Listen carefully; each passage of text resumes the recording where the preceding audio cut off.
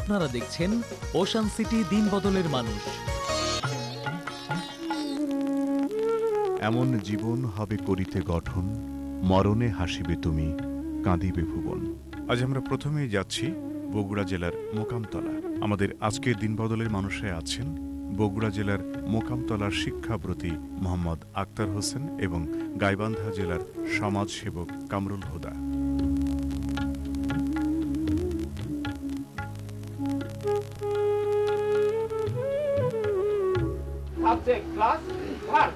আক্তার হোসেনের বাড়ির উঠোনে রোজ সকাল বিকেল প্রায় 100 ছেলে মেয়ে ইংরেজি বলা ও লেখা শিখতে আসে। না, এটা কোনো কোচিং সেন্টার নয়। ছোটবেলা থেকেই 9-10-এ থেকেই আমি এই গুরুতর অসুখে ভুগছি। অসুখটার নাম হলো অ্যাঙ্কাইলোজিং স্পন্ডিলাইটিস। এটা মানুষকে একদম পঙ্গু করে ফেলে। যেমন এখন আমাকে প্রায় কাবু করেই ফেলেছে। আমি এখন শুধুমাত্র মানে আমার ঘরের মধ্যেই সীমাবদ্ধভাবে নড়াচড়া করতে পারি। তো এখন কিন্তু একটা জিনিস হলো যে আমি ওই অসুখের কাছে নতি স্বীকার করিনি। ছোটবেলাতে থেকেই যথেষ্ট কৃতিত্বের সাথে আমি পাশ করেছি এবং এমএ পর্যন্ত। তো আমি আমার জীবন সংগ্রামকে থেকে পিছু হটিনি। 1978 সালে চাকরি নিলাম বিএডিসিতে। অফিসার র্যাঙ্কেই চাকরি নিলাম। তো সেখান থেকে প্রমোশনও পেলাম ডেপুটি সেক্রেটারি পদে। তারপর আমার তখন শরীরের অবস্থা এমন দাঁড়ালো যে আমার মনে হলো যে এই যে তখনকার দিনে 92 সালের কথা আমি বলছি, 92 সালে 7-8 হাজার টাকা আমি পকেটে নিয়ে নিয়ে বাড়ি ফিরতাম মাসের 1 তারিখে। তো আমি আসলে এই 7-8 হাজার টাকা বিনিময়ে আমি জাতিকে কি দিচ্ছি? প্রশ্নটা হলো যে আমি এই প্রশ্নই আমার মনে জাগ্রত হলো।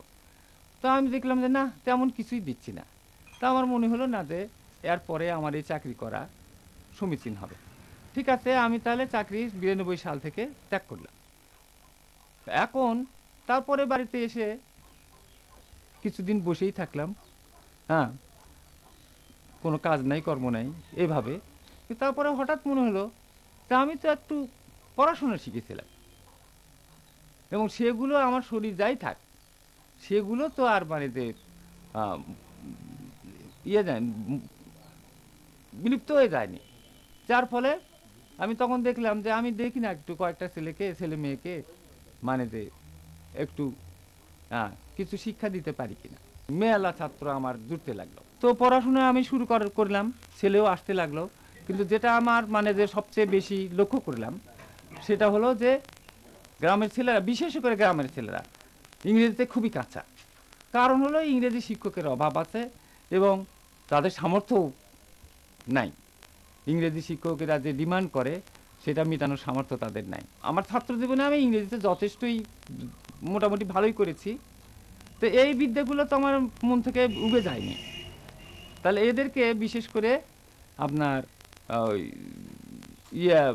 ইংরেজি শেখানোর জন্য আমি চেষ্টা করলাম। অবশ্য শেখানোর পর থেকে আমার মনে হলো যে কত সহজভাবে ইংরেজিটাকে এদের কাছে পৌঁছে দেওয়া যায়। তো সেখান থেকে আস্তে আস্তে আমি নিজস্ব একটা মানে শিক্ষণ পদ্ধতিও খুঁজে পেলাম। এখন আল্লাহর রহমতে আমার ছাত্ররা অনেকেই ইংরেজি শেখাচ্ছে। আমি ছোটবেলা থেকে স্যারের এখানে বিনা বেতনে লেখাপড়া করছি এখন পর্যন্ত। আমি মোকামতলা বালিকা উচ্চ বিদ্যালয়ে 10ম শ্রেণী পর্যন্ত পড়েছি। আমার জিপিএ হচ্ছে 3.88। তারপর আমি এইচএসসি পাস করেছি মোকামতলা মহিলা ডিগ্রি কলেজ থেকে। আমার জিপিএ হচ্ছে 4.70।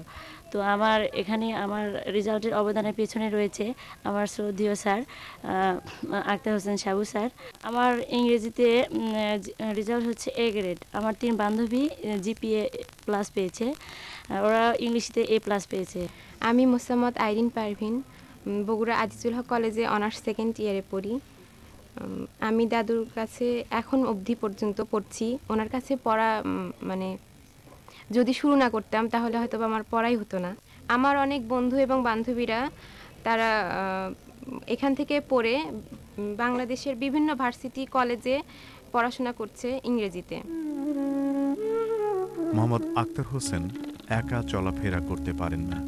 এক ঘর থেকে আরেক ঘরে যেতে হলেও কারো সাহায্য দরকার হয় তাঁর। সরকারি চাকুরি থেকে অবসর নিয়ে শারীরিক প্রতিবন্ধিত্বকে তোয়াক্কা না করে মোহাম্মদ আক্তার হোসেন প্রতিদিন এলাকার ছেলে মেয়েদেরকে নিজের বাড়িতে জড়ো করে বিনা বেতনে ইংরেজি শেখান। পক্ষাঘাতগ্রস্ত শরীরটাকে নিয়ে তিনি বোধহয় বিন্দুমাত্র চিন্তিত নন। নিজের কথা না ভেবে তিনি শিক্ষার আলো জ্বেলে দিচ্ছেন নতুন প্রজন্মের অন্তরে অন্তরে। তাকে আমাদের অভিনন্দন।